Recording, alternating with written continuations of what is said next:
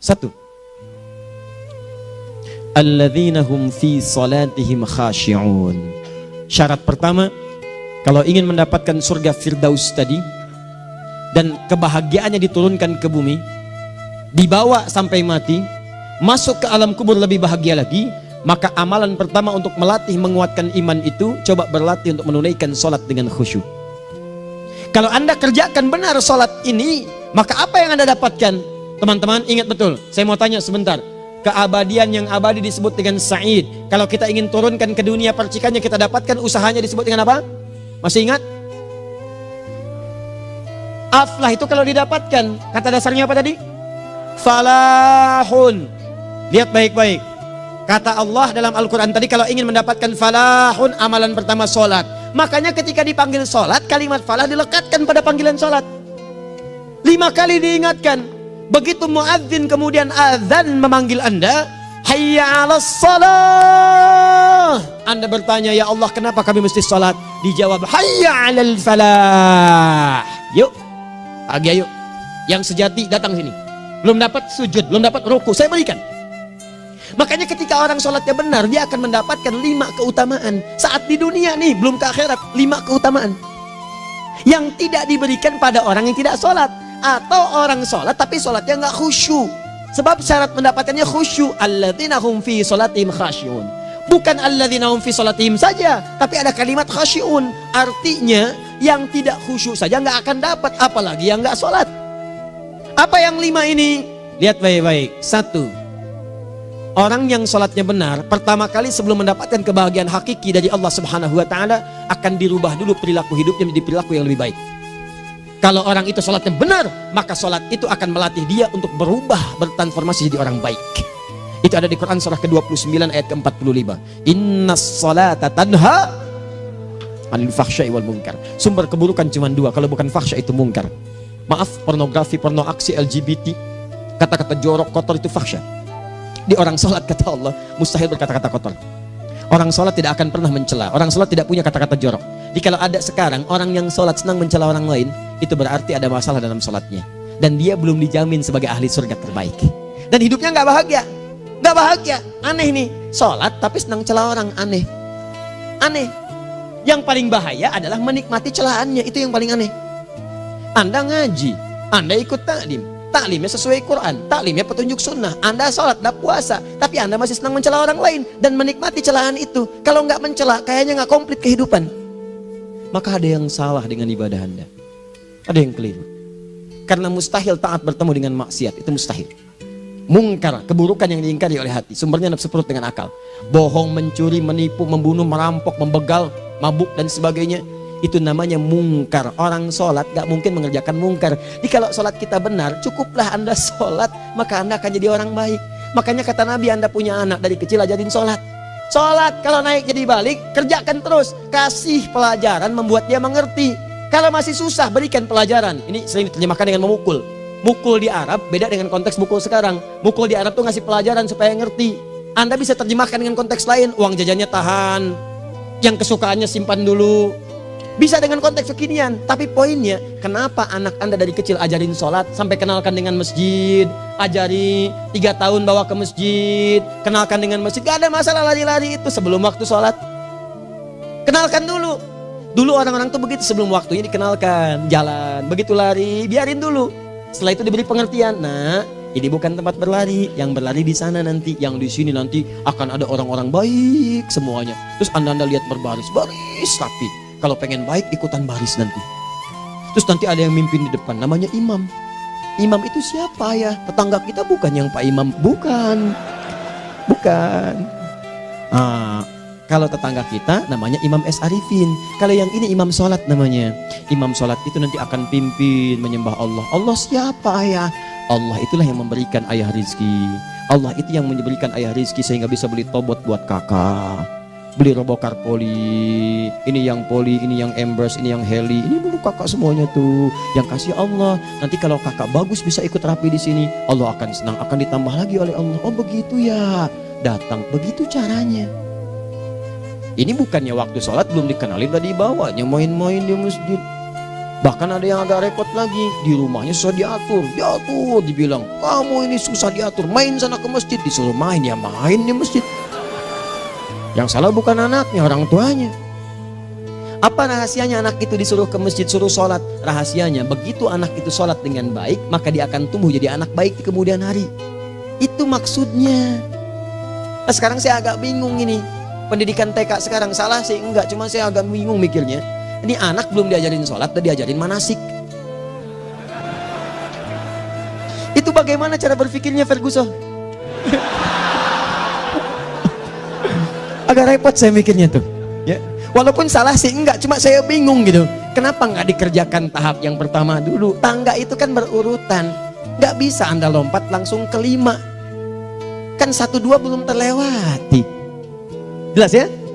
Ah, ini gambarannya. Sholat nih. 1 pasti baik. Ini kalau sekarang sholat, lisan belum baik, mata belum baik sampai ke kaki, berarti ada yang salah sholatnya tuh. Ada yang nggak tepat. Tangan sembarangan, snack orang ngambil. Awas. Tuh sendal orang, mau wudhu nggak ada sendal, pakai sendal orang. Udah bilang belum? Kehujanan pakai payung orang. Udah bilang belum? Ya kan gampang Ustaz. Ini kan juga mungkin diikhlaskan karena Allah. Ya ikhlas, cuman pakainya belum minjam. Bagaimana kalau sedang pegang payung itu keluar, Anda meninggal? Coba mikirin ke situ. Coba ke kantor. Kalau didorong proyek yang nggak jelas, minta tanda tangan, pikir lu bagaimana kalau meninggal. Kemarin saya sama teman-teman artis saya katakan begini, Anda ya, kalau Anda mengaji dengan saya, jangan pernah menerima peran maksiat. Walaupun itu sekedar adegan, tapi itu maksiat. Kalau bayangkan ketika Anda memerankan itu, Anda diwafatkan oleh Allah Subhanahu Wa Taala. Maka demi Allah saya katakan tidak ada faedahnya Anda ngaji sekarang, ngaji besok. Ketika Anda menerima peran itu, Anda wafat dalam keadaan bermaksiat di hadapan Allah Subhanahu Wa Taala. Maka saya pun katakan pada Anda, ayo belajar yang betul, pahami, bangun sholat, belajar, dalami seperti orang tua kita dulu. Tinggalkan nyontek, budaya yang nggak jelas. Rasakan ketika nyontek Anda wafat, apa yang Anda dapatkan? Di Libya itu kalau nyontek, di Libya ya, saya pernah sekolah di Libya nih, itu kalau nyontek dibiarin aja dulu. Dan rekornya 100% ketahuan. Begitu sudah selesai, cuma jeda 2 jam, langsung ada panggilan. Si Fulan silahkan datang ke kantor. Apa yang disediakan di kantor sudah siap. Anda diberi waktu 2 jam dari sekarang, siapkan beres-beres koper Anda. Di sini sudah tertulis Anda akan pulang. Tiketnya sudah lengkap, dikawal 2 orang. Dituliskan di situ anak ini nyontek, gak boleh kembali ke sini. Libya. Gak ada, zero tolerance bagi yang seperti itu. Keluar. Kami gak terima di sini. Harusnya begitu. Gak ada faedahnya. Yang kita butuhkan amalan dari ilmu, bukan nilai-nilai itu sementara. Gak ada. Sudah. Nah ini akhirnya begini kualitasnya nih. Tertulis di ijazahnya bagus, cum laude, IPK-nya 4, tapi gak ada aplikasinya. Yang pintar banyak. Kita butuh yang baik, pintar yang baik. Sekarang yang pintar banyak, kepintarannya dipakai untuk nipu orang. Itu yang bahaya. Ahli hukum banyak yang dihukum. Ahli ekonomi tidak bisa mengangkat perekonomian. Apa yang salah? Apa yang salah? Ini yang jadi persoalan. Tapi dasar manusia begitu di sidang mulai pakai peci, pakai baju koko, pakai tasbih, ada yang pakai kerudung. Luar biasa. Nih 2. Orang kalau sholatnya benar, Allah akan berikan ketenangan dalam jiwanya. Tenang hati. Jangankan musibah kecil, musibah paling besar pun tenang aja dia. Tenang, dia paham rumusnya. Allahu Akbar. Turun Quran surah ke-13 ayat ke-28. Ala bidzikrillahi tatmainnul. Yakinkan pada dirimu zikir kepada Allah membuat hati tenang. Di antara turunan zikir amalannya adalah salat. Dari mana taunya? Quran surah ke-20 ayat ke-14. Innani anallahu la ilaha illa ana fa'budni wa aqimis salata lidzikri. Saya Allah, kata Allah ke Nabi Musa. Tidak ada Tuhan selain saya, sembah saya. Bagaimana menyembahmu ya Allah? Tunaikan salat sebagai zikir kepada saya. Zikir.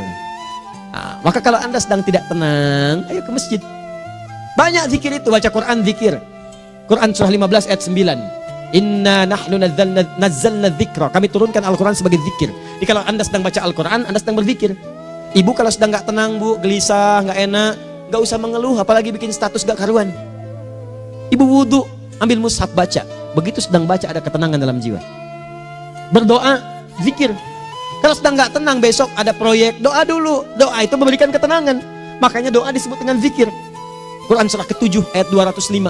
Wadhkur rabbaka fi nafsika tadarruan wa khifatan wa dunal jahri minal qaul. Ayo berzikir, minta kepada Allah dengan segenap jiwamu, mohon dengan penuh ketawaduan. nanti ketenangan diberikan. Menghafal Quran, baca itu zikir. Quran surah ke-54 ayat 17, 22, 32, 40. Walaqad yassarnal Qur'ana lidzikri fahal mim mudzakir. Menyebut nama Allah, Asmaul Husna itu zikir. Sedang ada persoalan, ya Allah, ya Allah, ya Allah, ya Rahman, ya Rahim, ya Malik, ya Qudus, ya Allah, ya Allah, ya Allah, ya Allah. Zikir. Dalilnya Quran surah kedua ayat 152. Fadhkuruni adzkurkum. Sebut namaku, zikir. Apapun akan mengingatmu. Gimana menyebutnya? Ditafsir di Quran surah 17. Ayat keberapa? 110. Qulidullah awid rahman ayyamma tad'u falahul asmaul husna. Sebut nama Allah. Itu menenteramkan pada jiwa. Sedangkan sholat gabungan dari semua zikir tadi. Bukankah dalam sholat Anda baca Al-Quran? Bukankah dalam sholat Anda menghafal Al-Quran? Bukankah dalam sholat Anda berdoa? Bukankah dalam sholat Anda istighfar? Anda mohon digabungkan semua itu. Amalan sholat menggabungkan semua jenis zikir. Masa Anda nggak tenang juga? Makanya sholat, jangankan sholat ya, tempat sholat itu yang menenangkan. Tempat sholat, tempat paling tenang di muka bumi. Kalau nggak percaya silahkan ya, Anda sebelum masuk ke Istiqomah ini, begitu Anda masuk kan perasaannya beda kan? Lain. Silahkan cek, kalau cari ketenangan datang ke masjid. Masuk, wudhu masuk, sholat 2 rakaat, tenang. Dekat kipas angin, saking tenangnya, plek, ngantuk tidur. Beneran. Enak. Makanya saat Ramadan kalau orang pengen cari ketenangan, lihat. Di perusahaan-perusahaan penuh tuh musola, pada tidur. Ya, mengamalkan hadis palsu. Ya, dia musaim ibadah, tidurnya orang puasa ibadah, hadis palsu. Nah, itu teman-teman. Itu gambarannya tiga. Orang yang salatnya khusyuk benar, itu dijamin langsung oleh Allah Subhanahu wa taala akan dimudahkan semua urusan hidupnya termasuk rezekinya. Ini yang saya katakan. Jadi saya katakan tadi, di akhirat ini, di surga, rezeki tinggal ngambil. Anda kalau benar sholatnya, itu langsung dijanjikan oleh Allah. Rezeki itu nggak perlu Anda banyak pikirkan. Ikhtiar sedikit, datang. Bahkan dari sisi yang tidak Anda duga.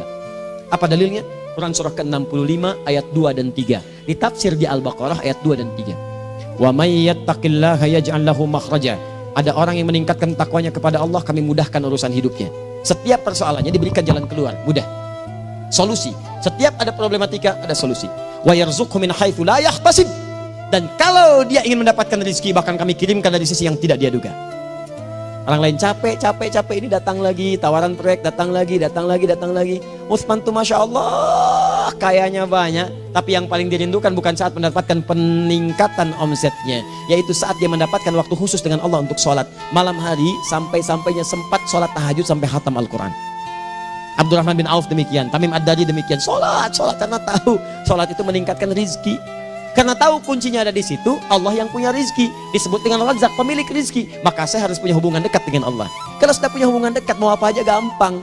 Belum minta, udah diperhatikan. Silahkan cek, Anda punya hubungan baik dengan bos Anda di kantor. Ya, sebelum Anda minta, beliau udah pikirin tuh, telepon bendahara. Dia udah ngambil belum gajinya? Belum Pak, tambahkan bonus sekian. Kenapa? Karena dia mengawasi Anda. Allah maha tahu dibandingkan dengan bos Anda. Mendekat kepada Allah, semua diperhatikan oleh Allah. Siapa orang takwa itu? Kalimat takwa pertama di Al-Quran Al-Baqarah ayat 2, amalannya ayat 3. Dzalikal kitabu la raiba fihi hudal lil. Siapa muttaqin itu? Ayat 3-nya. Alladzina yu'minuna bil ghaib wa yuqimunas shalah. Gampang. Kalau pengen mudah hidupnya gampang. Biaya nggak mahal, tenaga nggak banyak, tingkatkan takwa nih. Jadi kalau hidup Anda masih susah, di kantor champion, di rumah tangga bermasalah terus, atau sebaliknya, maka boleh jadi kalau gelar Anda tinggi, harta Anda banyak, tapi selalu punya masalah, bukan Anda kurang hebat, bukan Anda kurang kedudukan, bukan Anda kurang kaya, Anda kurang takwa. Dan yang paling dahsyat, mungkin sholat Anda belum berkualitas. 4. Orang yang sholatnya benar, khusyuk dia, bahkan saat sholat itu kalau dia minta, maka seketika doanya akan dikabulkan. Tanpa diskusi, langsung seketika. Contoh, Quran surah ketiga ayat 38-39. Demi Allah saya katakan, Nabi Zakaria punya masalahnya pelik. Sudah berumah tangga, istrinya divonis monopos, maaf bahkan mandul. Gak mungkin punya keturunan. Maka apa yang beliau kerjakan? Secara singkat beliau sholat. Begitu sholat minta kepada Allah. Hunalika da'a Zakaria rabbah. Di mihrab itu beliau bermohon kepada Allah. Bermohonnya sambil sholat. Qala rabbi habli min ladunka dzurriyyatan thayyibah innaka sami'ud du'a. Ya Allah, mereka katakan saya nggak mungkin punya keturunan. Sekarang saya ingin katakan, ya Allah, saya hanya minta darimu saja, saya nggak akan dengarkan mereka. Ya Allah, mohon engkau maha mendengar, ya Allah. Maha mendengar doa saya. Kalau kepada yang maha mendengar aja nggak mengabulkan, kepada siapa lagi saya mesti minta? Apa yang terjadi? Fanadatul malaikat wa huwa qa'imun yusalli fil mihrab. turun malaikat mengabarkan, sedangkan beliau masih sholat, belum selesai dalam sholatnya. Sholat khusyuk itu belum selesai sholat aja dikabulkan, doa sudah turun. Sholatnya belum selesai, doa sudah dikabulkan. Annallaha yubashshiruka bi Yahya. Allah kasih kabar gembira, doa kamu didengar, dikabulkan, kamu akan punya anak, namanya langsung dari Allah Yahya, artinya hidup yang mustahil menurut manusia. Lahir seorang dari rahim perempuan yang menepus dan mandul, bayi yang hidup, kata Allah nggak ada yang mustahil bagiku, jadi dan jadi dia. Berita baiknya, Nabi Zakaria sholat dikabulkan. Umat Nabi Muhammad sebelum sholat sudah ditunggu oleh Allah, mau minta apa, aku kabulkan sekarang. Hadisnya qudsi, saya bacakan. Hadatsana qala Rasulullah sallallahu alaihi wasallam, qala Allahu azza wa jalla, qasamtu shalah baini wa baina abdi. Kata Allah, saya bagi dua ya salat antara aku dengan hambaku. Wali abdi ma sa'ala. Kalau hambaku benar salatnya, aku berikan apapun yang dia minta sekarang. Idza qala al-abdu alhamdulillahi rabbil alamin. Bagian pertama, kalau hamba benar nih baca Al-Fatihahnya dari alhamdulillahi rabbil alamin, kalau Allah azza wa jalla dijawab oleh Allah, hamadani abdi, hambaku sedang memujiku. Wa idza qala ar-rahmanir rahim, jika hambaku berkata ar-rahmanir rahim, kalau Allah azza wa jalla asna alayya abdi, hambaku sedang menyanjungku. Wa idza qala maliki yaumiddin, kalau Allah azza wa jalla majjadani abdi, kalau hambaku mengatakan maliki yaumiddin, kata Allah hambaku sedang mengagungkanku. Perhatikan sekarang. Wa idza qala al-abdu iyyaka na'budu wa iyyaka nasta'in, jika hambaku berkata sekarang, ya Allah, kami sekarang ibadah, sholat menyembahmu, dan kami sekarang sedang punya masalah, kami hanya minta tolong kepadamu ya Rabb. Apa jawabannya? Beda dengan sebelumnya. Kata Allah, hadza baini wa baina abdi, inilah perjanjian antara aku dengan hambaku. Wali abdi, kalau hambaku benar khusyuk sholatnya sampai detik ini, baru sampai Al-Fatihah itu pun belum tuntas, baru sampai Al-Fatihah itu pun belum tuntas. Kalau benar bacaannya betul, sholatnya dari takbir sampai dengan selesainya, sampai ayat itu, iyyaka na'budu wa iyyaka nasta'in, kata Allah, masalah apapun yang dia minta sekarang, aku akan kabulkan. Besok saya kasih rahasia yang di KBP. Ada awal pembuka di awal sebelum Al-Fatihah yang kalau Anda benar bacanya, itu pengantar kepada pengabulan doa di Al-Fatihah. Apa itu? Besok. 5. Yang kelima ini yang paling diharapkan, dan ini penutup dalam kajian kita malam ini. Teman-teman sekalian, perhatikan baik-baik. Jika Anda benar mengerjakannya, maka Allah akan jamin langsung Anda akan mendapatkan kesuksesan dan kebahagiaan di semua aktivitas Anda. Kalau jadi suami yang sukses, rumah tangga yang bahagia. Kalau jadi pegawai yang sukses, dan di kantor bahagia. Masih ingat? Kesuksesan yang menghadirkan kebahagiaan, konteksnya dunia disebut dengan falah, dipegang disebut dengan aflah. Dikembalikan lagi ke atas, ke surah ke-23 ayat 1 dan 2.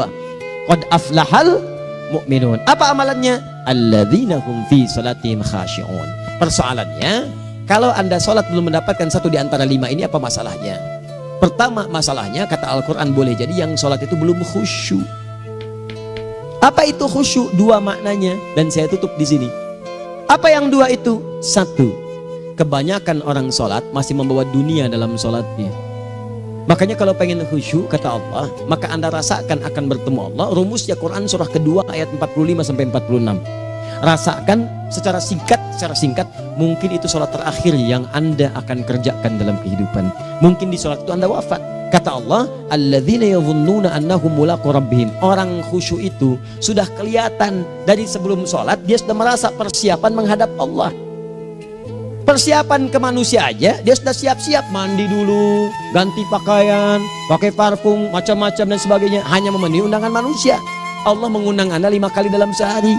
Ya maaf, mengabulkan doa Anda, mencukupkan kebutuhan, menyembuhkan kalau sakit, disiapkan Anda.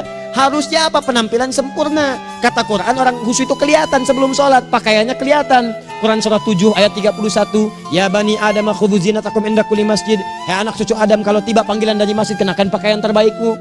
Di anak cucu Adam tuh kelihatan. Kalau orang khusyuk, begitu adzan kelihatan pakaiannya lain. Pakaiannya indah. Khudhu zinatakum, kenakan pakaian terbaikmu. Dipakai, bertemu Allah. Bertemu manusia aja pakaian bagus-bagus. Ini aneh ya, ada orang salah ibadah aja. Orang salah ibadah pakaiannya bagus-bagus. Lihat nih hari-hari tertentu, besok tuh orang mau ke tempat masing-masing tuh. Ada yang pakai jas, pakai dasi, pakai batik, pakai kebaya. Anaknya dibawa, dikuncir 2, bawa manisan macam-macam. Mau salah ibadah aja, tampilan bagus. Masa antum yang benar ibadahnya nggak bagus? Bedakan. Pakaian futsal, pakaian sholat ganti dengan yang sholat. Ini gimana pakaian sholat pakai pakaian futsal? Depannya gambar Messi, belakang Ronaldo. Repot. Malaikatnya juga bilang, kamu salah baju, harusnya Luka Modric.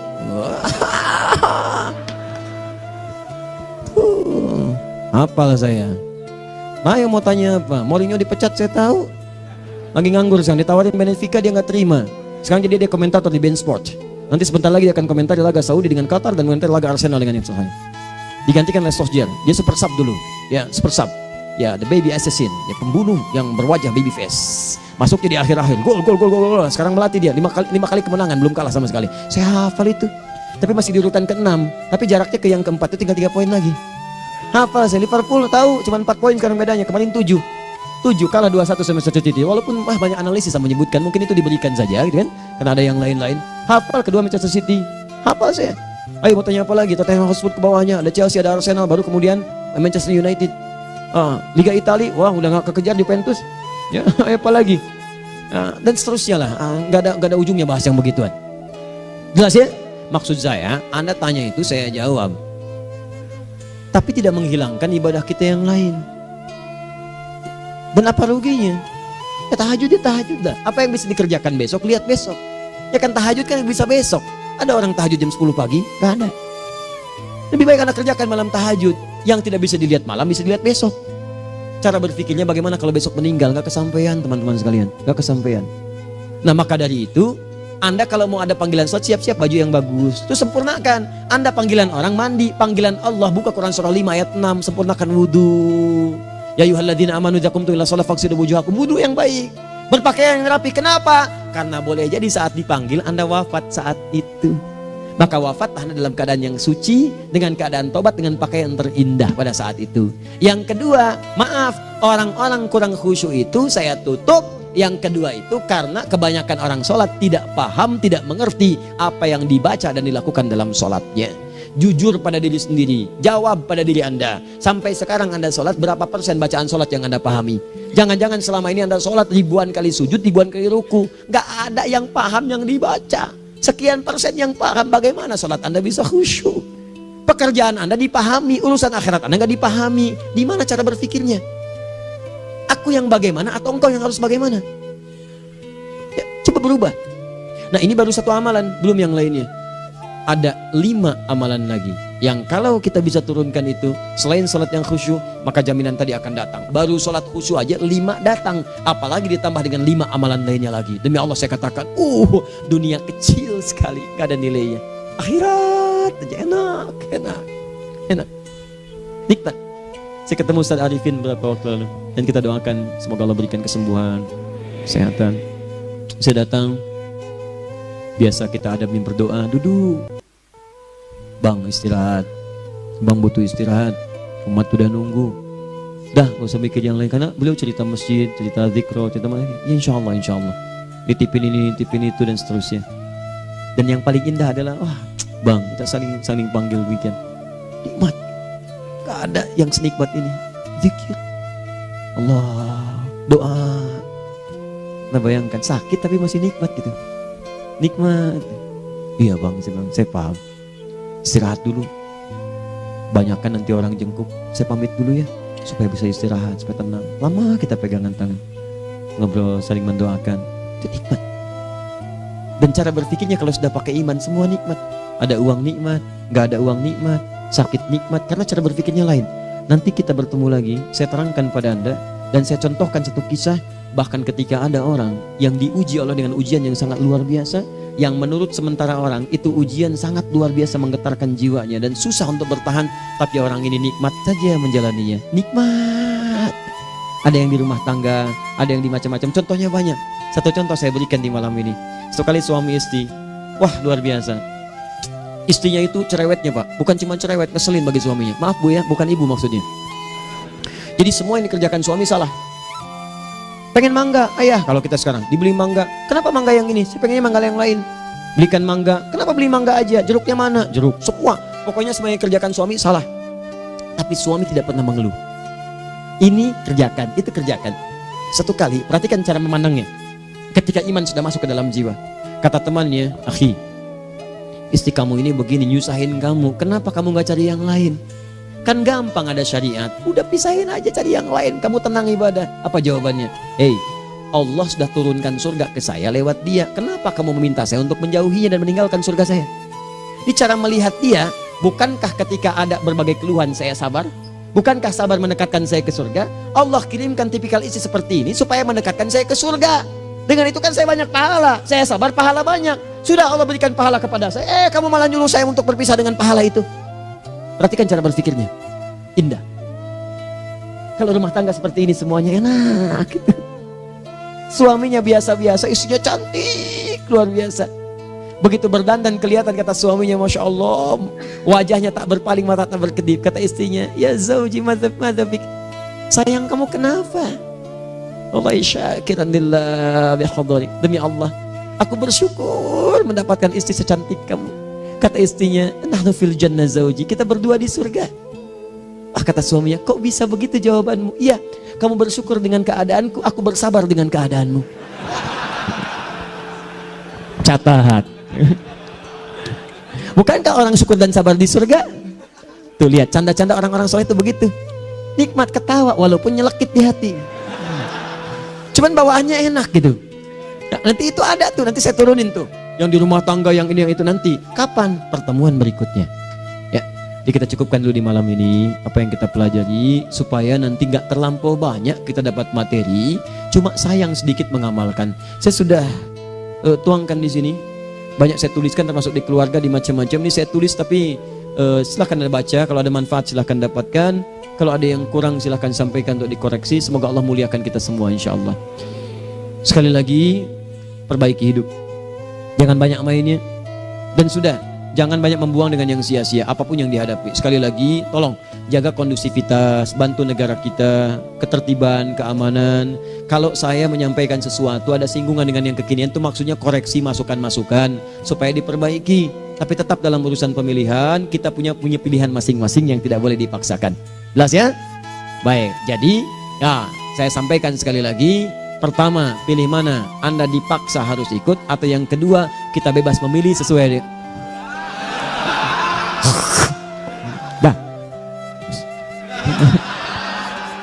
sudah ya. Jadi kita akhiri, subhanakallahumma bihamdika asyhadu an la ilaha illa anta astaghfiruka wa atubu ilaik. Wa akhiru da'wan alhamdulillahirabbil alamin. Berjumpa besok sesi terakhir fikih ikhtilaf di Masjid Ar-Rahman Kota Baru Parahyangan. Assalamualaikum warahmatullahi wabarakatuh.